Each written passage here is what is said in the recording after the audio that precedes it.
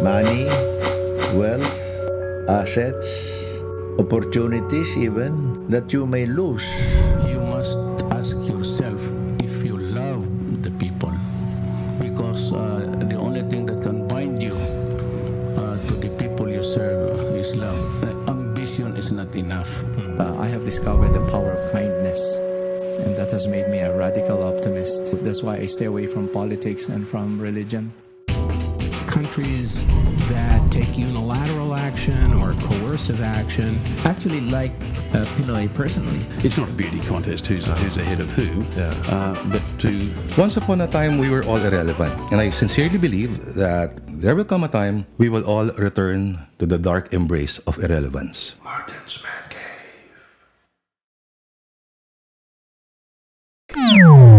It's time. Broadcasting live from the new music capital. 99.5 RT is DWRT FM. This is King DJ Logan. This is Deal Almighty. This is Slide. My name is...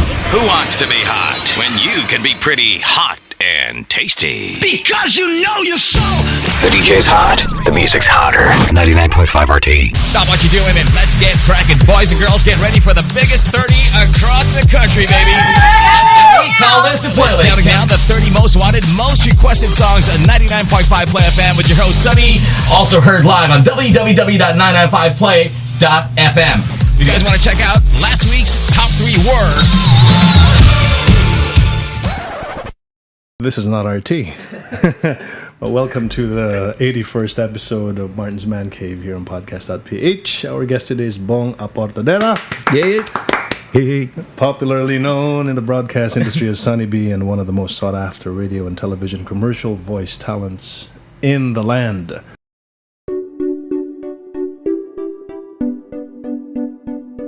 Bong was born on December 8, 1970 in Davao City and currently lives in Manila since most of his gigs are here in the big city. He has 2 kids, Basti and Abby, who both live in Norway. In '86, Bong entered the broadcast industry in Davao and worked as a DJ at Southern Broadcasting Network, SBN. In 1988, he transferred to Radio Mindanao Network as DJ production assistant and worked there until 1990 before moving to Amapola Broadcasting as a DJ and program director, a post he held until 1991. He also worked as a DJ and station manager for Quest Broadcasting Company.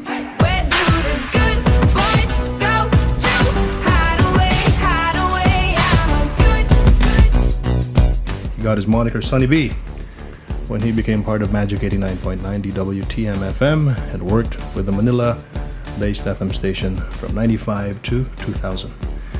In 2000, he returned to his hometown in Davao to set up 105.9 Mix FM in partnership with Randall Ong, and he became the station manager and co-owner of the radio station. His Manila stints include 103.5 K-Light in 2013, 99.5 Play FM and RT, and voice image of Studio 23 and CNN Philippines. Sonny B also served as KBP chapter president of Davao for 3 terms and Davao City Tourism Officer under Mayor Rodi Duterte from 2008 to 2010 and City Press Officer under Mayor Inday Sara Duterte from 2010 to 2012. Ladies and gentlemen, please welcome Bong Aportadera. Good afternoon, and thank you. It's an honor for me to be part of this wonderful man cave, which I also want to be part of forever. It's really cool. You could be part of this. You could set up your own podcast show. It's really cool. Thank you so much, Bong, for allowing us to document your life and rich audio and video podcast. Siguro, a lot of us followed your career from Magic to Davao, and you're essentially the voice of FM radio, the new generation up after Jeremiah Jr., no? Yeah. Ikaw na yung sumunod eh. And then for quite some time we lost you and we couldn't find you. We didn't know where you were. And then you're back. And then you're back. And of course, I am very proud that you are from Mindanao, because I am from Mindanao and I... Solid. Pag ikaw taga Mindanao, may nakikita kang taga Mindanao who makes it good here in Manila. You're proud. Okay, let's sort of backtrack and let's talk about your parents. I actually come from a family of medical practitioners. My dad is Rizal Aportadera. He's a practicing general surgeon, originally from Iloilo. And then the family migrated to Davao, to Mindanao. Still practicing at 77. His eyes are still sharp. His hands are still steady. He's a general surgeon. And right now he's doing a lot of charity work. He runs a foundation also at the same time he also runs the Mindanao Burn Center. One of his subspecialties is treating burns and difficult wounds. For him, his lifelong obligation now is just to pay it forward. My mom, Cornelia, is also from the Visayas, from Capiz. They also migrated to Mindanao. She's also a nurse specialist. She took up a subspecialty for nursing in burns, also in burns. So I have Ilonggo parents. I learned Ilonggo from them. And they're very typical Ilonggo family, very heartwarming, very malambing. But my dad is no-nonsense guy when it comes to raising us as kids. Yeah, he's very strict. He's very strict. But I learned a lot from him as far as having the right attitude. Kumbaga. Okay. And my sisters are doctors also. The eldest is a plastic surgeon. Let's name them. Michelle. Michelle, yeah, okay. Is the eldest. Unfortunately, she suffered a stroke. So right now she's recuperating. My second sister, si Ella, who's now in the States, graduated here in Makati Med Dermatology. Kami ng brother ko, my only brother, si Mikey, we're both in broadcast.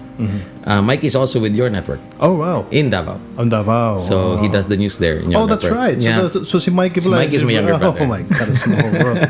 Okay, elementary and high school were spent at Davao City Special School and then you moved to Ateneo. Ateneo in college, yes. Ateneo in college, right? Can you tell us more about your elementary days and high school days? Oh, yeah.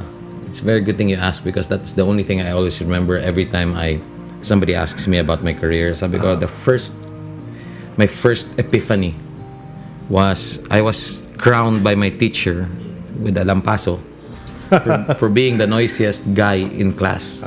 Because I would not stop talking. I would mimic my teachers, all my teachers. I even had this very brilliant math teacher na would come in at 9 in the morning, lasing. But he was so brilliant in math, and I would imitate him. So there was one time I would play a prank sa classmates ko by pretending to be him. And come in the room, and then but I would hide beneath the door and go, "All right, everybody, get 1/2 piece of paper now." And then everybody would like sit down already. I was like, then my teacher crowned me that lampaso because, and years later I went back to actually look for that teacher. And I saw her, Mrs. Sonoria. I shook her hand. Sabi ko, ma'am. Sabi ko, without that, I would have not been where I am. Because these are moments, kumbaga milestones in your life that you look back. Una, when you think of it, parang napahiya ako dun. But then again, if you look back, you go, no, it was a good thing it happened. That's how colorful my life was. I would never stop talking. So going to high school and to college, I would join oratorical contests. Even though I don't know what an oration is, how different it is from a declamation. Basta sabi mo, mag-English ka lang dyan, okay na yan. So you would just go there. And then my dad said, are you sure about, kasi I was supposed to be a doctor. Oh, so you were supposed to follow your supposed to follow, yeah. Being the junior, you're supposed to be the next doctor. But I told my dad, all your years treating people, I might kill them because I don't have the heart. You yourself told me that if you want to go for something, it has to be driven by passion. Because if you don't have passion, you will not succeed. So sabi ko, I took the more, at that time kasi, di ba, we were not, in broadcast, back in the 80s was not really much of a lucrative business in the province. Magkano naman sweldo mo noon? 600 pesos to, depende. So my dad said, when I told him that I don't want to become a doctor anymore, and he gave me this look and said, in his voice pa, ano yung pakain mo sa asawa mo? Plaka, cassette. Pero literally, I slept on records, which in a part of my career, growing up in broadcast. Because it may not be a lucrative business for you because you're a doctor, but that's where my heart is. I want to make people happy. This is the talent that's given to you. You might as well pay it forward and share your talent and just give it to everybody. When I took that not so popular route to broadcast, buo talaga yung loob ko. Bahala na anong mangyari. I don't mind kahit i-outcast na ako ng tatay ko. At that time, he even called me a boarder sa bahay because I would only come home. Kasi when you start in broadcast, they won't give you the good shifts. You know, you were never, you were trained not to demand for something, but you have to work for it. Yeah. So tayo, in that school of hard knocks, we learned to find our place. So we were not the assuming people. We just had to prove ourselves. Yeah. So yun, I would come home when he's about to leave the house because that's the time after my graveyard shift. And when I come home, parang paalis na siya, I would just take a shower and then go back to the station and then find other work things to do, like clean records, sort records, make cassette loops for the kasi provincials, we just used cassette tapes. We didn't have carts. All these things I would do every day and not get tired. I would just say, oh, if I finish this, what's the next thing to do? So my dad parang eventually he gave in. On the day I got married, he said, okay, you proved yourself. At least you're not gonna feed your wife cassette tapes. You'll feed your wife CDs now. CDs na, 90s na. So but yun, my dad really is also part of where I, you know, what I am today. He would never admit it openly that he likes my job, but he could see that through other people. That in the province, kasi when you're in radio, you really have to find your place. Meaning, not like in Manila kasi everything gets magnified na. In the province, it's different eh. People actually know you. So magkamali ka ng isang beses, alam na ng buong barangay yan. So, bilang lahat ng galaw mo. Bilang galaw. Now, when you got into radio, I suppose you also had an idol, no? May sinusundan ka rin, eh? Oh yeah. Oh yeah. Before you talk about that idol of yours back in Davao City, let's listen to one of your creations. This is 99.5 RT plug for DJs. Yes. Let's listen to it. RT30. Crank it up now. Hi, this is Inka. Here on the RT30, we've had more than a few suggestions to do the countdown when they're not working or not at school. So starting this Friday and every Friday after, catch me from 6 p.m. till 9 in the evening. Crank it way up. With the 30 most requested songs of the week. The RT30. If you want to vote for them. With Inka. My name is Inka. I'm your radio puppet mistress. 69 p.m. on RT. Wow. Now, I asked for several of your favorite voiceover work, and this is one of the productions that you gave me. What makes that special?